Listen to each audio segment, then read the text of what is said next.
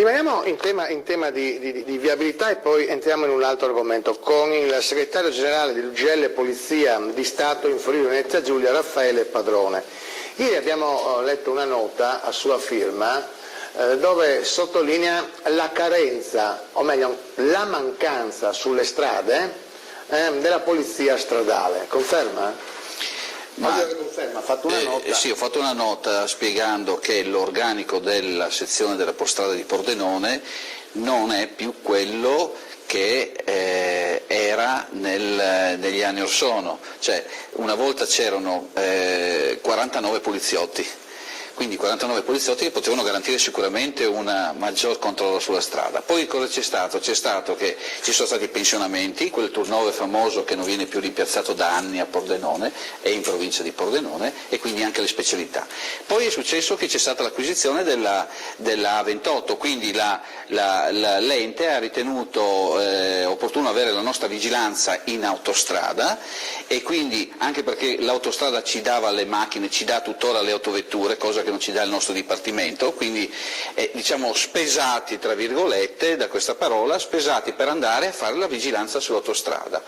È ovvio che se mettiamo in autostrada non mettiamo sul territorio, quindi sulle strade normali, dove dovrebbero essere sopperite queste cose da carabinieri e vigili urbani. Il problema è invece un altro, che se noi abbiamo attaccato, se fa riferimento all'articolo di ieri, io ho attaccato il dirigente della Postrada del compartimento di Trieste perché secondo me, che ho firmato l'articolo, gestisce male il suo personale, cioè non è possibile avere una pattuglia nel pomeriggio a distaccamento di Spilimbergo, avere 3 uomini quando un uomo poteva essere utilizzato per uscire con un'altra persona, avere 2 macchine sul territorio, quindi Pordenone e Spilimbergo garantire almeno 3 macchine.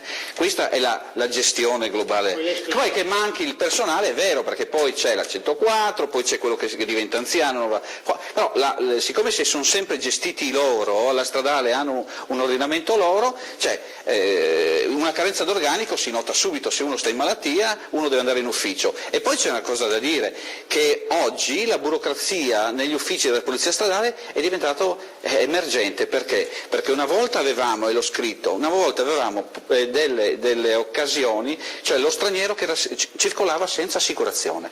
Oggi senza assicurazione sono più gli italiani che gli stranieri. Perché? Perché è un momento economico così disastroso che l'italiano non paga più l'assicurazione.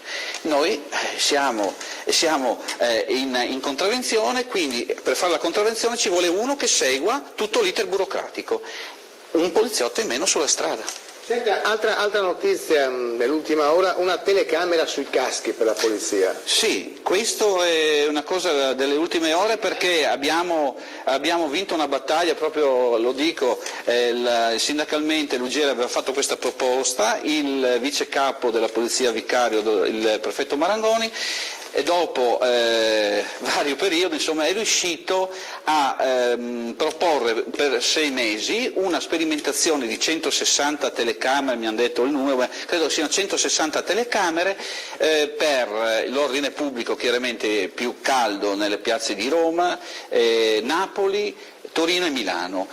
Una fase sperimentale che noi chiediamo chiaramente che dopo questa fase sperimentale sia estesa anche a altre città, perché quello che succede a Milano può succedere a Pordenone. Ma non solo, le dico questa in anticipo, che chiediamo anche il sistema dei droni, perché tutto quello che può essere tutela del poliziotto, e chiaramente, visto le immagini che sono passate fino a ieri durante gli scontri, che la polizia malmenava innocenti, persone, manifestanti, chiediamo che ci sia la tutela garantita per i colleghi. Questo è l'importante. Le immagini saranno acquisite su un casco, perché viene montata una telecamera su ogni casco, e ci sarà una micro SIM che verrà a fine servizio acquisita dall'ufficio e verrà poi visionata. Perché, vi spiego questo, abbiamo scoperto, sempre con dei sistemi particolari, che questi signori che vengono a fare le manifestazioni democratiche con i caschi e i bastoni, cosa fanno? Hanno degli schieramenti, allora cosa succede? I primi cominciano a tirare i sassi, le bottiglie, le cose le molotov e tutto quello che ci va dietro,